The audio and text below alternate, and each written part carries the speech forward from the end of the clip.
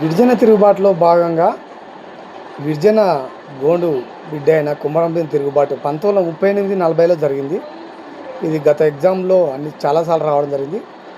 అయితే ఎక్కడ జరిగిందంటే ఆదిలాబాద్ జిల్లా ఆసిఫాబాద్ డివిజన్లో జోడేఘాట్ అడవి ప్రాంతంలో సంకెనపల్లి అనే గ్రామంలో 1901 అక్టోబర్ 22న జన్మించారు. ఎవరు? కుమరంభీం. అయితే జోడేఘాట్ ప్రాంతంలోని గోండులు ఇతర గిరిజనుల అడవిలో పోడు వ్యవసాయం చేసుకుంటూ జీవించేవారు. అది తెలిసింది. ఆ ప్రభుత్వం 1917లో తెచ్చిన అటవీ చట్టం గిరిజనుల జీవితాల్లో అల్లకల్లోలం సృష్టించడమే కాకుండా అనేక పరిమితులను, రకరకాల పన్నులను విధించింది.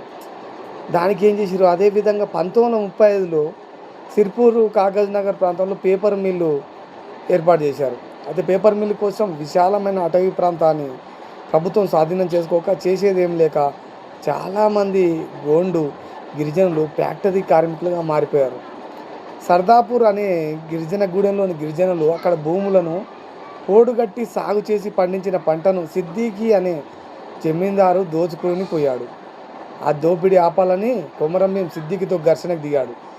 ఆ ఘర్షణలో కొమరంభీం తన చేతిలో ఉన్న కర్రతో సిద్దికి తలపై కొట్టడంతో ఆ జమీందారు అక్కడికక్కడే మరణించాడు.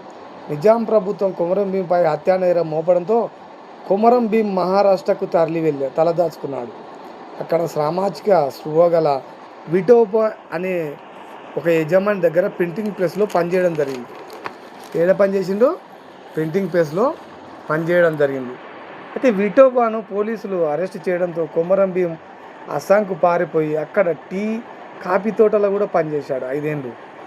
ఆ సమయంలో దేశంలో జరుగుతున్న స్వతంత్ర పోరాటం గురించి తెలుసుకున్న కొమరం తన సొంత ప్రాంతంలోని గిరిజనుల కోసం పాటుపడాలనే సంకల్పంతో ఆసిఫాబాద్లోని జోడేఘాట్కు తిరిగి వచ్చాడు. జోడేఘాట్ బాబేజురి అటవీ ప్రాంతాలను కేంద్రంగా చేసుకొని జల్ జంగల్ జమీన్ అంటే నీళ్లు, అడవి, భూమి నినాదంతో గిరిజనుల హక్కుల కోసం కొమరంభీం పోరాటం చేశాడు. అడవిలో గిరిజన ప్రజల హక్కుల కోసం 12 గిరిజన గూడెంలను స్వతంత్రాధికారం కావాలని మావే రాజ్ మా గూడెంలో మహారాజ్యం పేరుతో మహోన్నత పోరాటం నడిపించాడు. అయితే కొమరంభీం స్థానిక తాలూకాదారైన సత్తార్పై తిరుగుబాటు చేశాడు. ఆసిఫాబాద్ పరిసర ప్రాంతంలో నిజాం నవాబుపై గెరిల్లా పోరాటాన్ని కొనసాగించడం జరిగింది.